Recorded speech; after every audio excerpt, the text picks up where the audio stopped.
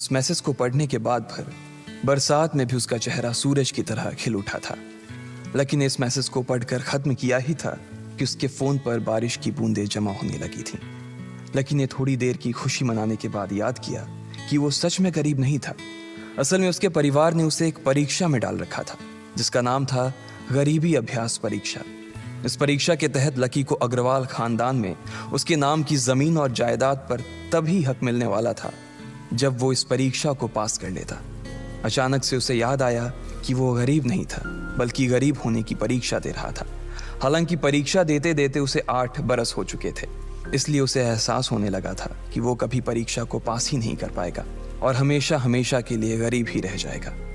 अच्छा हुआ चली गई, अब मिलना कभी। लकी ने होटल की तीसरी मंजिल की ओर देखा और पानी के अंदर ही अपना पैर पटक दिया। वो डिंपल को कोस रहा था। उसने अपनी मोटरसाइकिल उठाई और फिर से चमन मेडिकल स्टोर जाने के लिए मुड़ने लगा। अगले दिन जब लकी की आंख खुली तो वो सीधा उठा और तैयार होकर शहर के सबसे बड़े बैंक न्यू सिटी बैंक पहुंच गया। न्यू सिटी बैंक न सिर्फ शहर का सबसे बड़ा बैंक था बल्कि वो सबसे अमीर बैंक भी था। वहां पर शहर के सबसे अमीर लोगों के ही पैसे जमा किए जाते थे। लकी वहां पैसे को निकलवाने के लिए जा रहा था। New city bank south Delhi में बसा हुआ था और उसके दरवाजे के बाहर महंगी से महंगी गाड़ी खड़ी थी। भाई, अब इसमें से कौन सी नई गाड़ी लेगा, लकी ने मन ही मन सोचा। उसे यकीन नहीं हो रहा था कि कल तक तो वो एक मोटरसाइकिल तक नहीं खरीद पा रहा था और आज वो एक कार, और वो भी इतनी महंगी कार खरीदने की सोच रहा था। फिर उसने अपनी नज़र गाड़ी पर से हटाई और बैंक के अंदर जाने लगा। उसने देखा कि बाहर बहुत भीड़ थी और महंगे से महंगे कपड़े पहने लोग बैंक के अंदर जा रहे थे। कहाँ दवाओं की बदबू और कहाँ ये खुशबू। उसने एक बहुत ही गहरी सांस के अंदर ज्यादा से ज्यादा खुशबू को समेटने की कोशिश करते हुए अपने मन में सोचा, लेकिन अगले ही पल उसके मन में संकोच पैदा हो गया था।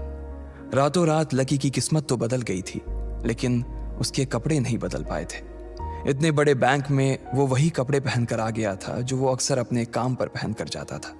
पैसे लेते ही ना सबसे पहले नए कपड़े खरीदने हैं, लकी ने अपने आप से कहा और फिर बैंक के अंदर दाखिल होने लगा। जैसे ही उसने दरवाजे को धक्का दिया, उसे आवाज आई, आउच! लकी थोड़ा सा हड़बड़ी में दिखाई दे रहा था और इस जल्दबाजी के चक्कर में वो एक लंबे बाल वाली लड़की से जा टकराया था जो कि उसके बगल में ही चल रही थी। माफ करना, मैं आपको देख नहीं पाया, सॉरी। लकी ने तुरंत उससे हाथ जोड़कर माफी मांगते हुए कहा। उस लड़की ने इतने अच्छे कपड़े पहन रखे थे कि उसे देखकर ही लग रहा था कि वो किसी अमीर घराने की लड़की थी, इसलिए सॉरी बोलते वक्त ना चाहते हुए भी लकी के हाथ उसके सामने जुड़ गए थे। लेकिन जब उस लड़की ने लकी के कपड़े और उसके हुलिये को देखा तो उसने अपनी नाक भौं सिकोड़ ली।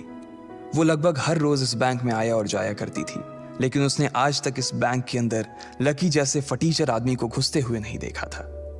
उसके बालों में से आंवले के तेल की गंध आ रही थी। उसने गुस्से भरी नजरों से लकी की ओर देखा और बोली, क्यों नहीं देख पाए? मैं क्या ट्रांसपेरेंट हूं? तुम्हें इतनी बड़ी लड़की दिखाई नहीं देती?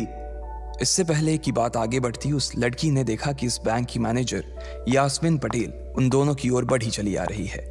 उसने भी लकी को देखकर वैसी ही शक्ल बनाई थी जैसी शक्ल उस लंबी लड़की ने बनाई थी। I am so sorry miss, आपको कहीं लगी तो नहीं? यास्मीन ने उस लड़की से पूछा और फिर घिन्न भरी नजरों से लकी की ओर देखने लगी। लकी तमतमाती आंखों से उन दोनों को देखा जा रहा था। वो जानता था कि उसने इतनी जोर से भी दरवाजा नहीं खोला कि उसे चोट लग जाए, लेकिन असल में उसे यह मालूम नहीं था कि वो लोग उसे नहीं बल्कि उसके कपड़े को देख रहे थे।